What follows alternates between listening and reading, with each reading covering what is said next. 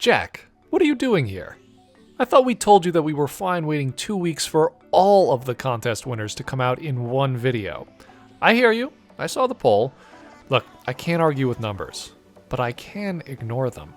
The people have spoken, and I did not listen.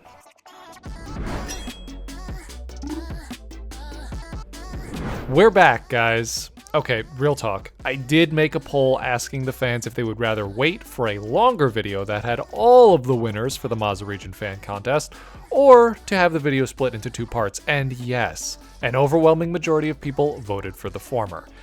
The thing is, it just made more sense to give you all half of this stuff now. Why? Well, it has nothing to do with the potential for doubling viewership and monetization opportunities. Nope, not at all, nothing like that. No, in all seriousness, I just couldn't wait to share at least some of these amazing submissions with you as soon as possible. I'm traveling for the holidays in a few days, and I won't be able to work or edit at all. It would just take way too long to get you guys the results of the contest, and I know how badly you guys want to see who won. And guys, I'm not exaggerating when I say that the winners boast better ideas, concepts, and execution than like 70% of the Pokemon that I've made so far for the Mazah region. Not that it's a contest. Oh wait, it is. If you don't know what I'm talking about, go watch this video. I did a pretty good job explaining the contest and its parameters in that video, so if you'd like a little clarification, give that a look, then jump back to this one. This video will contain 5 of the 10 winners that I've selected alongside the team of developers who have been working on the fan game. These guys are awesome, by the way. If you haven't seen the progress they've been making on the Mazah region game, go check out their Discord. It's incredible, and they did a great job condensing their favorite picks from the submissions for me to look over. A big thank you to them and all of the hard work they've been doing. Okay, I told myself I'd make this intro short so I could get right into the good stuff, and this is already way too long. It's enough preamble. It's time to see the first 5 winners of the Mazah region fan contest. Oh, and remember, these are not in any particular order. It's not like best to worst. These winners are all amazing. The first winner was submitted to us by Discord user Federex. You can find them on Instagram under the username @TrainerRex. Federex submitted to us a 2-stage evolutionary line, Razzle and Spectrazol. These fossil-like Pokemon take inspiration from 2 of my favorite subjects, paleontology and Mesoamerican mythology. Specifically the Aztec god Quetzalcoatl, and the actual prehistoric animal that was named after him, Quetzalcoatlus. Quetzalcoatlus is an Azhdarchid, a family of long-extinct flying reptiles that were the largest animals on Earth capable of flight. Understandably, when the remains of these animals were discovered, scientists were quick to compare them to deific entities. These designs play off of that comparison and do a great job incorporating this theme into the existing visual motifs and story elements of the Mazah region. They stood out to me immediately among the many submissions. The striking contrast of colors, the exaggerated proportions, and that classic Pokemon mix of cute, friendly, and dangerous in appearance. Not only that, but the rendering style of these submissions was so impeccable, I didn't even have to redraw them. For the other submissions in this video, I'll be redrawing the submitted artwork, not because I think it's bad in any way, but just so that it fits in with the rest of the artwork of the Mazah region decks. These, though, look better than something I could have made. I am so impressed by how well this artist was able to capture not only the official Pokemon look, but my interpretation of that style. Really incredible stuff. Finally, the Pokédex entries that were written to accompany both submissions. I thought it was brilliant that Federex included the Quetzalil line into this Pokemon's lore. Quetzalil and its evolutions, obviously, draw inspiration from the myth of Quetzalcoatl, and it's just such a perfectly Pokemon kind of relationship to have these 2 lines competing with each other for the adoration of the people of the Mazah region. Really incredible work, Federex. Thank you so much for your submission, and congratulations on adding 2 new Pokemon to the Mazah region Fakedex. Razzle, the Ghost Feather Pokemon. Though prehistoric in appearance, no traces of Razzle existing before humans has been discovered or documented. Some say that the Pokemon were a product of divine intervention, that the felled body of a great deity gave rise to their kind. The respect and adoration that these rare Pokemon garner from the people of the Mazah region puts them at odds with Quetzalil, a notoriously jealous and prideful Pokemon. Spectrazol, the God Feather Pokemon.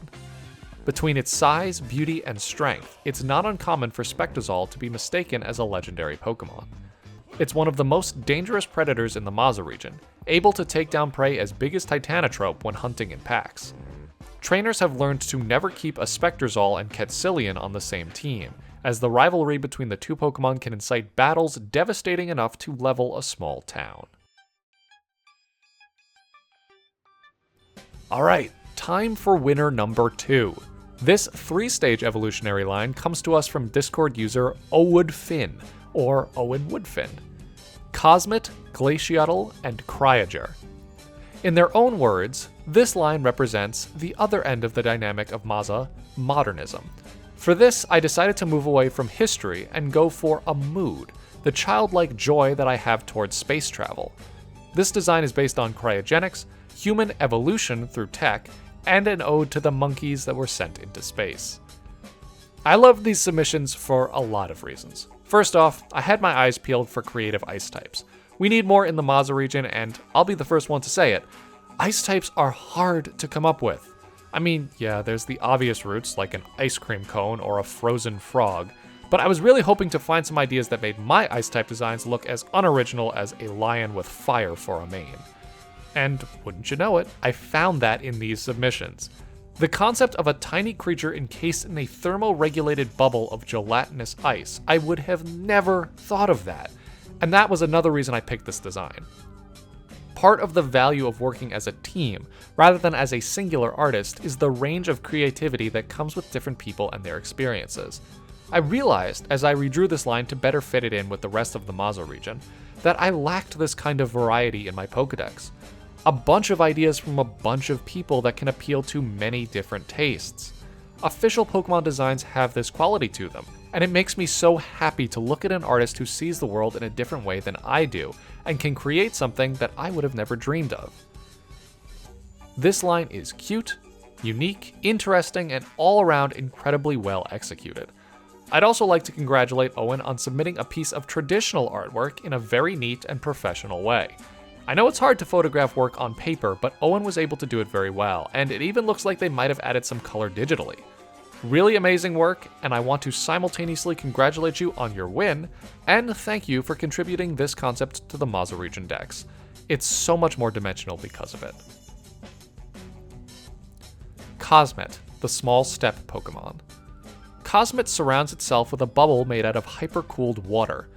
It is neither a solid nor a liquid, but the properties of this protective layer shields Cosmet from hazardous exterior conditions. Theoretically, this bubble would even protect Cosmet in extraplanetary travel.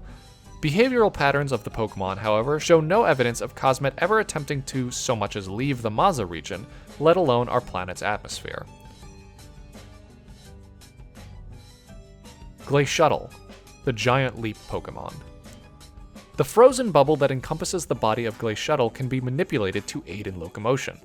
The tail of this Pokemon is used to launch Glaciatel high into the atmosphere, where it will glide effortlessly until eventually descending back down to Earth. The reason behind these sporadic voyages seems to be little more than an escape from boredom for the Pokemon. Cryoger, the visitor Pokemon. Cryoger communicate by carving pictographs into flat terrain. They're drawn to the Mazah region by its vast cornfields, and can cause serious damage to farmers' crops. They streak across the night sky in their protective bubbles, which are cold enough to protect the Pokemon from temperatures of up to 350 degrees Fahrenheit.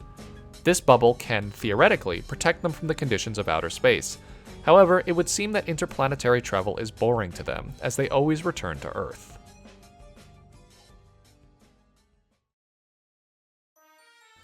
Now on to winner 3. This is a 2-staged evolutionary line submitted to us by Discord user Brynner.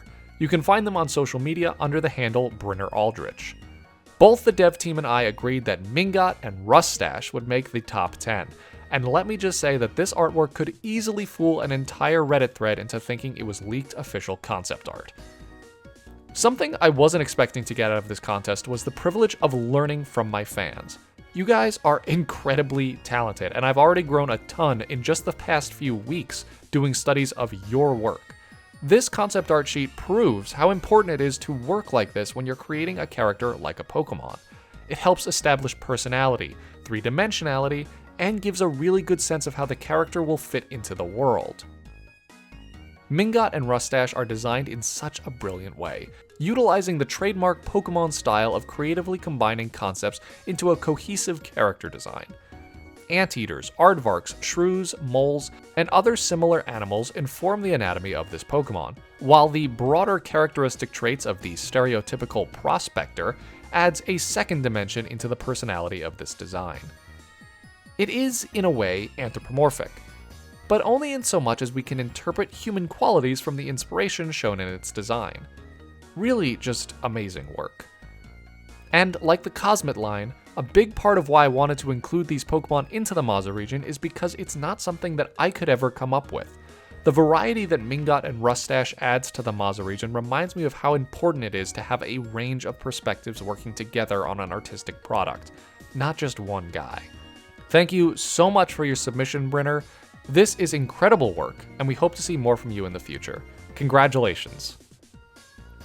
Mingot, the Panhandle Pokemon. These Pokemon can tell the difference between fake and real gold through taste alone. They enjoy eating foods that are heavy in metallic minerals such as iron and zinc. Their long tongues can maneuver into all manner of spaces to help them find even the smallest fleck of precious metal.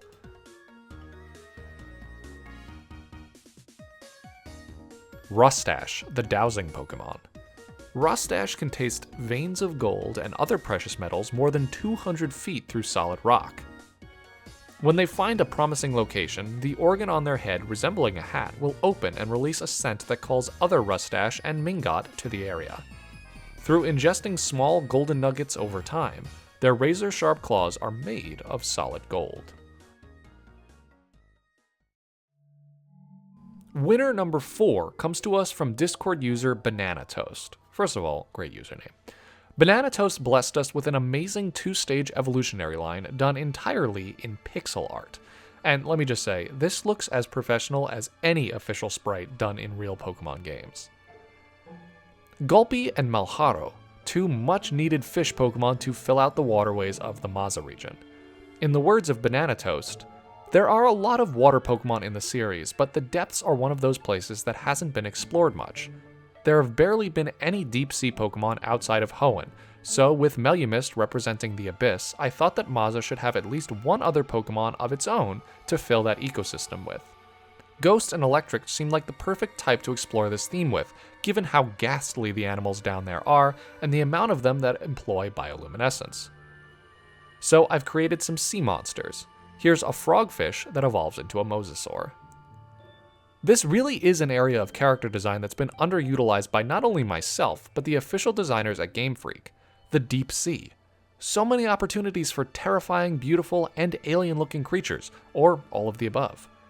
Banana Toast, quite brilliantly, managed to depict all of these adjectives while still incorporating cultural imagery of the real-world inspiration of the Mazah region. What's more, they did it in a way that is entirely new to not just my Pokédex, but the entirety of the Pokemon series. And yet, they really feel like official designs. That classic trend of a little, unassuming fish evolving into a terrifying or imposing sea monster is one of my favorites in the Pokemon world, and this line does it so well. I also applaud Banana Toast for borrowing inspiration from the real world without just making a cartoony version of either a frogfish or a mosasaur. This, to me, is the key to making a convincing Pokemon. It's gotta be its own thing, something unique, something that can stand alone in its fantasy world without needing to be grounded in reality.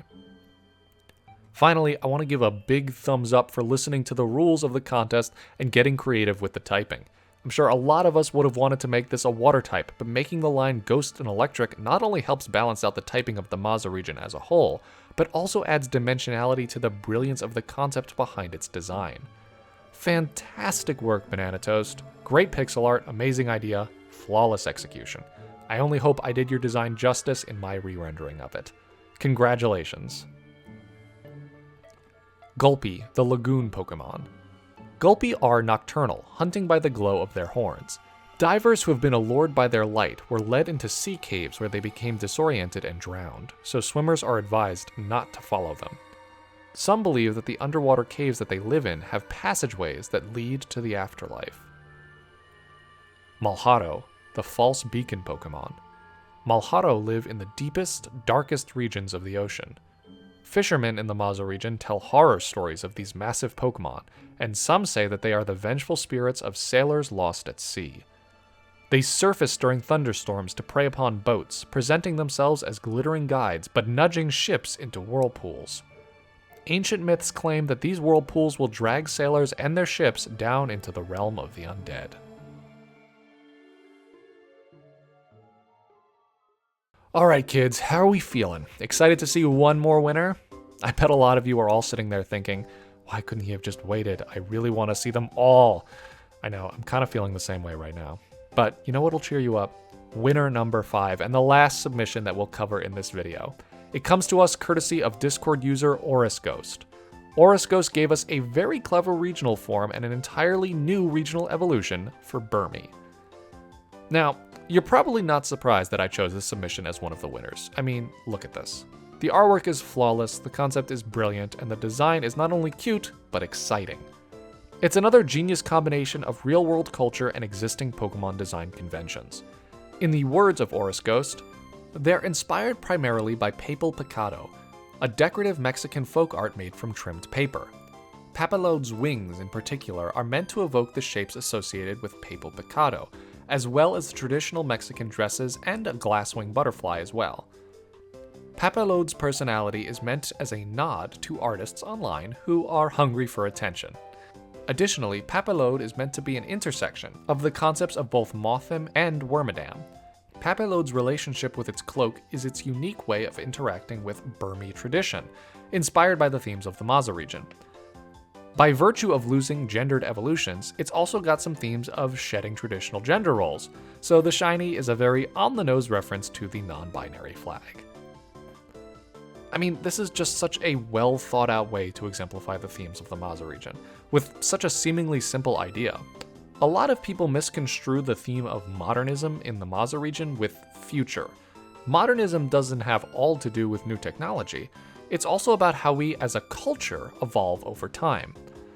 This progress away from traditional gender roles and how we perceive gender overall is a perfect example of what I consider to be a big part of the modernism part of Mazah region's contrasting themes, and I think it's done in a really beautiful way in this design.